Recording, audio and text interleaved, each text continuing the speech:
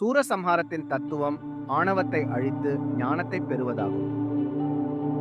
கடும் தவம் புரிந்த சூரபத்மன் சிவபெருமானிடம் பெண் வயிற்றில் தோன்றிய யாரும் தன்னை கொல்ல முடியாது எனும் வரங்களை பெற்றான். பெண்ணை அன்றி வேறு யாரால் ஜீவர்களை உற்பத்தி செய்ய முடியும் என்பது அவனது கணக்கு. இதன் பிறகு சூரபத்மன் தன் சகோதரர்களோடு சேர்ந்து கொண்டு மண் உலகையும் விண் உலகையும் வென்றெடுத்து தேவர்களை அடிமைப்படுத்தி அட்டூழியங்கள் செய்கின்றார்.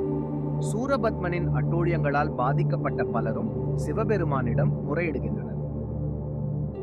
இதையடுத்து சூரனை அழிக்க சிவபெருமானுடைய 6 முகங்களில் ஈசானம், தத்புருஷம், அகோரம், வாமதேவம், சத்யோஜாதம், அதோமுகம் இருந்து தோன்றிய நெருப்பு பொறிகளால் சரவண பொய்கையில் மலர்ந்திருந்த தாமரை மலர்கள் மீது 6 குழந்தைகளாக தோன்றினவோ. அந்த 6 குழந்தைகளையும் 6 கார்த்திகை பெண்கள் அறுவர் பாலூட்டி சீராட்டி வளர்த்தனர். இந்த 6 திருமுகங்களும் ஞானம், ஐஸ்வர்யம், அழகு, வீரியம், வைராக்கியம், புகழ் எனும் 6 குணங்களை குறிக்கிறது.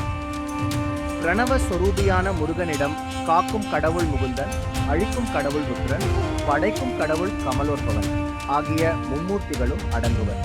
அந்த 6 குழந்தைகளையும் பார்வதி தேவி கட்டி அணைக்க அவர்கள் ஒரு மேனியாக வடிவம் கொண்டு 6 முகங்களும் 2 கரங்களும் கொண்ட முருகப்பெருமானாக தோன்றினர். பார்வதி தேவி தனது முழு ஆற்றலையும் வேலாக மாற்றி முருகனிடம் கொடுக்கிறார். அசுரர்களை அழிக்க நினைத்த முருகன் முதலில் சிங்கமுகன், தாரகாசுரன், அவன் மகன் என எல்லா சேனைகளையும் 5 நாட்களில் அழித்தார். 6ஆம் நாள் எஞ்சியவன் சூரபத்மன் தான். ஆனால் முருகனை கொல்ல வேண்டும் என்ற எண்ணம் சூரனுக்கு வரவில்லை. காரணம், ஒரு சிறுவனை கொல்வது தன் வீரத்துக்கு இழுக்கு என்றும் அது பாவம் என்றும் அவன் கருதினான். ஆனால் ஆணவம் தலை தூக்கவே அவன் மாமரமாக மாறி அவரிடமிருந்து தப்ப முயன்றான். பார்வதி தேவி ஆசி பெற்று வாங்கிய வேலாயுதத்தை மாமரமாக மாறிய சூரனை பிளந்து அவனுடைய வேண்டுகோளின்படி மயிலாகவும் சேவற்கொடியாகவும் மாற்றிக்கொண்டு தன்னோடு வைத்துக் கொள்கிறார் முருகன்.